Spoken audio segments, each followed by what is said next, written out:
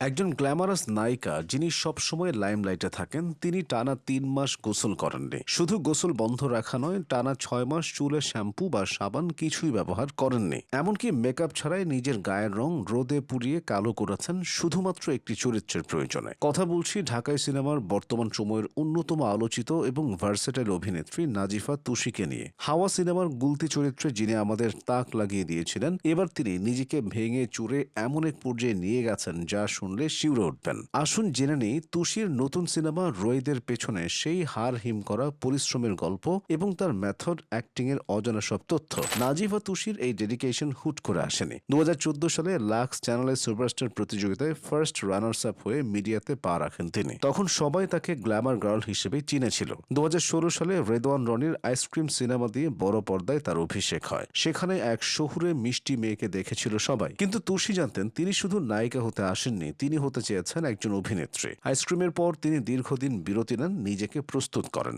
এরপর যখন ফিরলেন তখন আর সেই গ্ল্যামারাস তুষি নেই। তিনি হয়ে উঠলেন নেটওয়ার্কের বাইরের সামিয়া কিংবা হাওয়ার রহস্যময়ী গুলতি। তুষির ক্যারিয়ারের সবচেয়ে বড় টার্নিং পয়েন্ট ছিল মেজবাউর রহমান সুমন পরিচালিত হাওয়া। এই সিনেমা শুটিং এর সময় তিনি বেদে সম্প্রদায়ের সাথে মিশে গিয়েছিলেন, কিন্তু রোয়েদ সিনেমার জন্য তিনি যা করেছেন তা হাওয়ার অভিজ্ঞতাকেও হার মানিয়েছে। হাওয়া সিনেমায় গুলতি চরিত্রটি ছিল বুনো এবং রহস্যময়। সেই চরিত্রের জন্য তুষি দিনের পর দিন ট্রলারে কাটিয়েছেন, চরিত্রের ধরন অনুযায়ী হাঁটা চলা এবং কথা বলা রপ্ত করেছেন। তুষি নিজেই বলেছেন শুটিং শেষ হওয়ার পরও অনেকদিন তিনি গুলতি চরিত্র থেকে বের হতে পারেননি। সহশিল্পী চঞ্চল চৌধুরীকে তিনি এখনো অনেক সময় চান মাঝি বলে সম্বোধন করেন। এই যে চরিত্রের ভেতরে ঢুকে যাওয়া, একেই বলা হয় মেথড অ্যাক্টিং। আর এই মেথড অ্যাক্টিং এর নেশাই তাকে রোয়েদের মতো কঠিন চ্যালেঞ্জ নিতে বাধ্য করেছে। মেজবাউর রহমান সুমনের পরবর্তী সিনেমা রোয়েদ। এই সিনেমায় তুষির চরিত্রের নাম বা প্রেক্ষাপট এখনো পুরোপুরি খোলাসা করা হয়নি, কিন্তু তার প্রস্তুতির গল্প এখন টক অফ দ্য টাউন।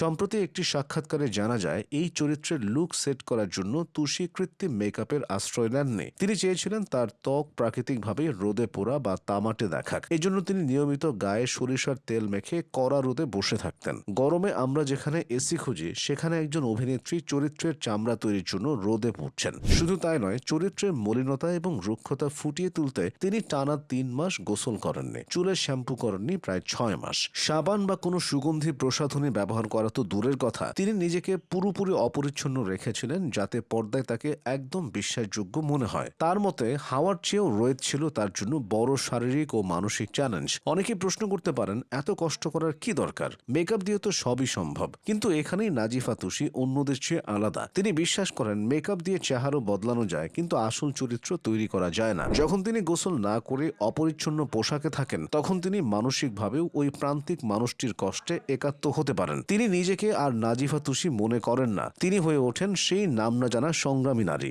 এই সততাই একজন সাধারণ শিল্পীকে মহান করে তোলে। নেটওয়ার্কের বাইরের সিনেমায় আমরা তাকে দেখেছি আধুনিক স্মার্ট লুকে, আবার সিন্ডিকেট ওয়েব সিরিজে তিনি ছিলেন কর্পোরেট লুকে। অথচ রোয়েদে তিনি সম্পূর্ণ বিপরীত। এই যে নিজেকে ভাঙার খেলা, এটাই তুষির সিগনেচার স্টাইল।